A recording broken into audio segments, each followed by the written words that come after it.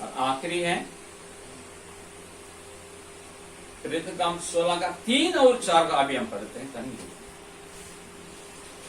पौलुस की इच्छा थी कि वह उसके साथ चले, और जो यहूदी लोग यहां पे हम देखते हैं आप आ गया है दोबारा, मतलब दूसरे मिशनरी यात्रा में हमारे प्रेरित पौलुस दूसरा में आए।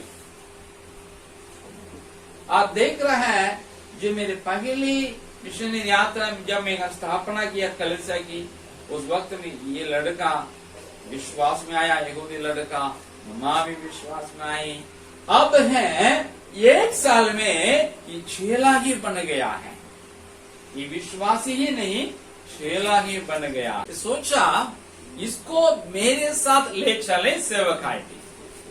आपको पता है पहली बार मिशनरी यात्रा जब किए थे प्रेरित पौलुस, उसके साथ बरनबास भी गया। बरनबास का कसीन मरकुस भी गया था, लेकिन आधी रास्ता में मरकुस वापस चला गया यरूशलेम, और पौलुस और प्रेरित मिलकर के सेवा किए, फिर लौट के आए, फिर यरूशलेम जाके वहां से वापस आए अंताकिया। और अब बरनबास पौलुस दोनों सोचे हैं जहां हम लोग जाकर के सुसमाचार सुनाए, कलीसिया की स्थापना किए, उन्हें जाके मिले, देखे कैसा है। तो बरनबास ने सोचा तब मरकुस को लेके जाएं। पौलुस ने कहा नहीं, ये लड़का था आधा में छोड़ने वाला, छोड़ दो। दोनों के बीच में टकराव हुआ विचारधारा में, तो दोनों अलग हो गए। तो बरनबास मरकुस को लेकर के साइप्रस चला गया। ये पौलुस सीलास जो यरूशलेम से आया तो उसको लेकर अभी निकला है दूसरे मिशनरी यात्रा में। होते होते अभी पहुंच गया लुस्त्रा में। लुस्त्रा में एक लड़का का देख रहे हैं, सोच रहे हैं ये तो मेरा काम जरूर आएगा।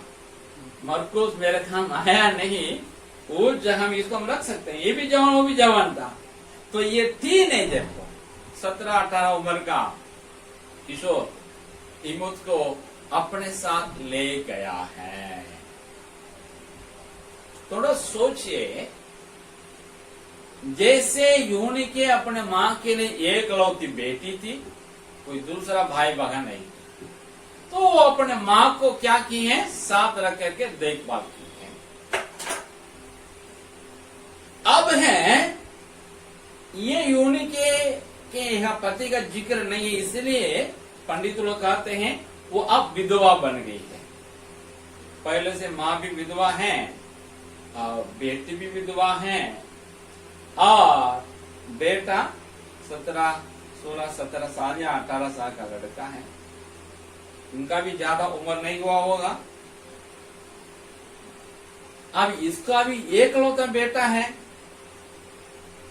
तो इसको कह सकते थे पौलुस साहब, पादरी साहब, आप चाहते हैं मेरा बेटा को साथ ले जाए, लेकिन देखिए ना हम तो महिला हैं, ना मेरे लिए पति है, ना मेरी मम्मी के लिए पति है, ना इसके लिए पापा है, ना मेरे लिए पापा है, ना मेरे लिए कोई दूसरा भाई बहन है, ना इसके लिए कोई दूसरा भाई बहन है। तो हम लोग तो महिला हैं, बहुत कमजोर वर्ग, मतलब कमजोर है, हमारे लिए कोई जेंट की आवश्यकता है कोई नहीं, लेकिन लड़का है, हम साथ रखें। यहाँ जो कलीसिया को जो सेवक आए हैं, इसमें इसको पूरी तरह से हम होने देंगे, लेकिन आपके साथ भेज नहीं सकते, ऐसे बोल सकती थी, लेकिन हम यहाँ देखते वो ऐसी बोली नहीं।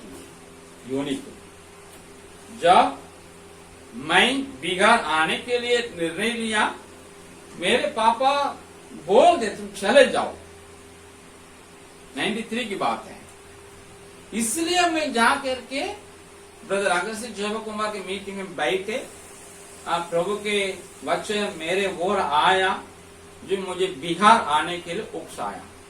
मैं जाके बोल दिया ब्रदर से, मैं क्या करना चाहता हूँ बताइए, मुझे समझ में नहीं आता, मैं तो टीचर हूँ। तो बताया चले आइए मेरे स्कूल में आप टीचर बनिए, हम देखते हैं अगर प्रभु आपको उत्तर भारत के बुलाया है तो आपका खाना वहाँ सेट होगा, वहाँ का जो मौसम आपके लिए सेट होगा, नहीं तो आप वापस आ जाएंगे। तो आइए टेस्ट करेंगे आपको। तो मैं टेस्ट में आने के लिए तैयार हो गया था। मेरे उस समय में टीचर था स्कूल के, इंटर का पार्ट टाइम टीचर था। 5 साल पूरा कर चुका था और उस साल में मतलब जुलाई महीना में मेरा परमानेंट होने वाला था। मैं जून महीने में बोला पापा से मैं जा रहा हूँ। मेरे चाचा और चाची दोनों टीचर उसी स्कूल के, उन लोग बोल दिए भैया ये सहायक का काम परमानेंट होने वाला है, इसलिए इसको मत छोड़िए। आपकी अपनी बीवी तो गुजर गई है, बेटी को शादी करके आप भेज दिए, छोटा बेटा भी दूसरे काम से वो चला गया, बाहर ही चला गया। ये लड़का तो बाहर भेजना, आपको कौन देखभाल करेगा, आपका खाना कौन खिलाएगा? कितना दिन तक आपकी दीदी आपके यहाँ करके खाना बना के देते रही, उनको भी अपना परिवार है, उनका बेटा है, उनका पोता है। तो मेरे पापा भी क्या किए, वो बात तो सही है, तो बेटा को मेरे चर्च में, जिस चर्च में हम लोग हैं, यहाँ तो सेवा कर सकता है, इसलिए बोले बेटा तुम नहीं जाना है। मैं तो माना नहीं। मेरे पादी साहब ने जाकर बोल दी, पादी साहब बोल दिए सहायम आप यहाँ सेवा कीजिएगा, चर्च में रह करके आपकी जात में लड़की देख करके आपको शादी करा देंगे, आप पापा को भी देख लीजिएगा, सेवा भी कीजिएगा, अच्छा नौकरी है उसमें आपको अच्छी सैलरी मिलेगी। मैंने कहा नहीं पाया, हमको छोड़ दे, मैं जा रहा हूँ। मैं बात नहीं मान के यहाँ आया। हाँ 32 साल हो गया बिहार में, आज हम सेवा करते हैं। तो ये बात जो मेरे पापा बोलते उस समय यूनी के बोल सकती थी, यूनी की मम्मी बोल सकती थी, लेकिन हम यहाँ देखते हैं ना यूनी के बोली ना उसकी माँ लोइस बोली, बोल दिए साहब से आप लेके जाइए ना मेरे बेटा। एक बेटा था, एक को दे दिया। परमेश्वर पिता के पास एक ही पुत्र था, वो पुत्र को धरती में भेज दिया आपके लिए, मेरे लिए कुर्बान होने के लिए, मुक्ति दिलाने के लिए। यूनी के भी एक ही बेटा को भेज दी है, मतलब 100%। आप बाद में देखते हैं ये उनका चेला बन के गया, उनका असिस्टेंट बन के गया, बाद में बिशप बना, कई बिशपों का स्थापना किया है, ऑर्डिनेशन किया है, कई कलीसिया को दृढ़ किया है। उनके लिखे हुए चिट्ठी ही तीमुथियुस की पहली पत्री, दूसरी पत्री, उसी को रख करके चर्च का प्रशासन को लागू करते हैं। जितना बिशप लोग हैं, जितना फादर साहब लोग हैं, जितना डीकन लोग हैं, सबको नीति करने के लिए, उनको गाइड करने के लिए, उनको गाइडलाइन देने के लिए, इसी के लिए संबोधित पत्र ही आज भी काम आता है। बहुत बड़ा परमेश्वर दास बन गया है। आप प्रभु में आए हैं, आप प्रभु के लिए क्या दिए हैं? 1 साल के विश्वासी अपने बेटा को मिशनरी सेवकाई के लिए भेज दी, मतलब वहां का पादरी नहीं है, घूमने फिरने वाला पादरी है। एशिया में घूमेगा, यूरोप में घूमेगा, कहाँ ठहरेगा, कहाँ टिकेगा, क्या शादी होगी, कैसा परिवार बनेगा, कोई ठिकाना नहीं, कोई भरोसा नहीं। लेकिन प्रभु के लिए दे दी, आज तक वो हमारे जीवन में काम करता है। तीमुथियुस कई कलीसिया का स्थापना दृढ़ता इसी के द्वारा हुआ है। क्या आप अपने बेटे बेटी को प्रभु के लिए देंगे, या हम अकेले हैं, हम महिला हैं, हमारे कोई दूसरा नहीं है, हम रिटायर्ड हैं करके आप बहाना बनाएंगे? प्रभु आपसे कहता है अपने बेटे बेटी को सुनने वाले भाई बहने सबसे कहता है, अपने बेटों को सेवकाई में लगा दीजिए, जैसा जरूरत है। स्थानीय कलीसिया में जरूरत है वहां लगा दीजिएगा, मिशनरी सेवका में भेजने की आवश्यकता है वहां भेज दीजिएगा। आपको कोई कमी घटी नहीं होगा, मेरे लिए कोई कमी घटी नहीं है, सुंदर पत्नी है, सुंदर बेटियां हैं, आप लोग मेरे कलीसिया के लोग हैं, क्या मेरे लिए कमी है? हमको पापा भेज दिए, उनके लिए क्या कमी है? हाँ, मेरे पापा को उम्र है 88 या 88 क्या 87 पूरा हो गया, 88 चल रहा है, आज भी चल फिर रहे हैं, मेरे भाई के साथ हैं, बिरयानी आज भी खाते हैं, आज भी चाय पीते हैं। मेरे लिए तो चाय मना, शुगर हो गया, बाईपास हो गया, वो मत खाओ, ये मत खाओ। मैं 59 उम्र का आदमी बहुत कुछ नहीं खा पा रहा, लेकिन मेरे पापा आज भी प्रार्थना करते, सब कुछ खाते। कारण क्या है?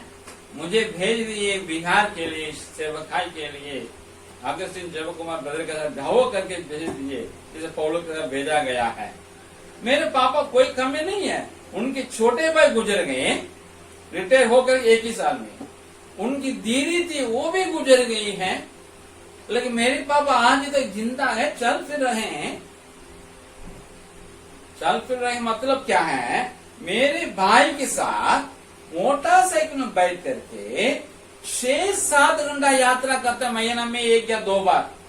क्यों? भाई जहां है वहां भी सेवा करता है, मेरे घर में भी सेवा करता, दोनों के बीच में लगभग 5-6 घंटा का यात्रा है बाइक से।